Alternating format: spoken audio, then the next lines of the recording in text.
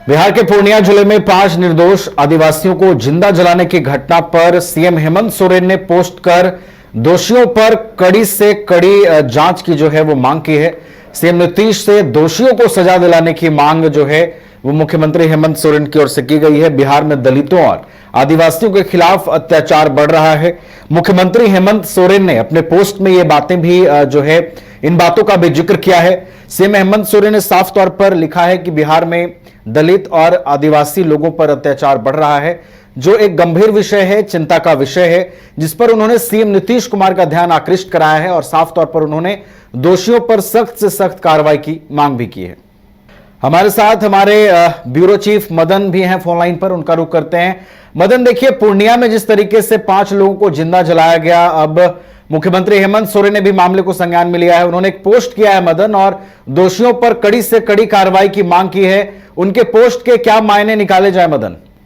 बिल्कुल, देखिए झारखंड में अब एक तरह से कहें तो इसको लेकर के सियासत भी शुरू हुई है।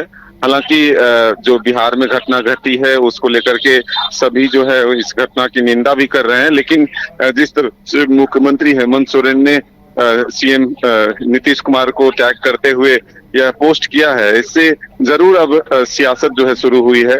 मुख्यमंत्री ने ये कहा है कि बिहार में जो घटना घटी है वो शर्मनाक है, और ऐसे में जिस तरह से आदिवासी 5 लोगों को जिंदा जला दिया गया और फिर सबको झाड़ियों में फेंक दिया गया है, यह बेहद ही चिंताजनक है और सख्त से सख्त कार्रवाई की मांग भी की गई है। और उन्होंने ये भी कहा कि लगातार आदिवासी और जो दलित हैं उसे प्रताड़ित करने की घटना जो है वो बढ़ रही है, ऐसे में संज्ञान लेने की जरूरत है। तो एक तरह से मुख्यमंत्री हेमंत सोरेन को सलाह के साथ साथ जो है उन्होंने आरोपियों के खिलाफ सख्त कार्रवाई की मांग की है।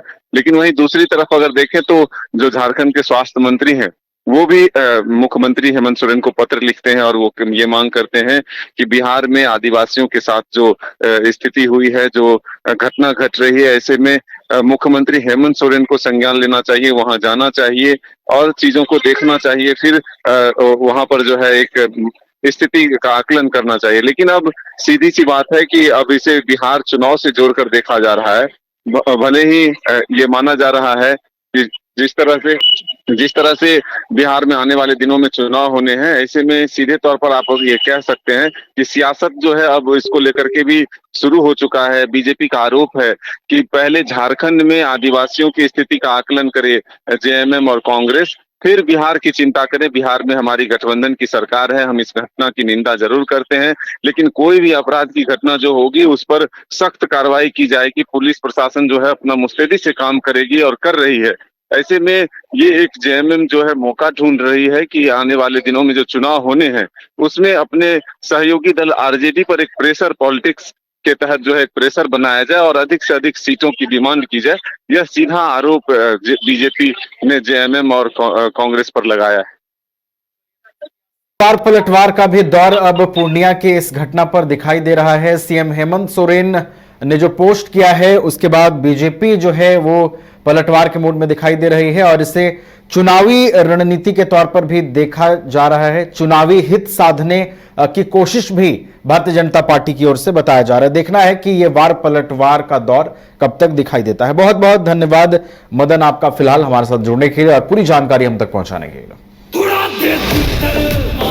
मालिक पैदा नहीं हुए तो क्या बन तो सकते हैं। मालिक वो होता है जो चाहे कुछ भी हो जाए हर सिचुएशन में अपनों को सेफ रखता है। वैसे ही बाल मुकुंद टीएमटी आपके घर को हमेशा सेफ और भूकंप से सिक्योर रखेगा।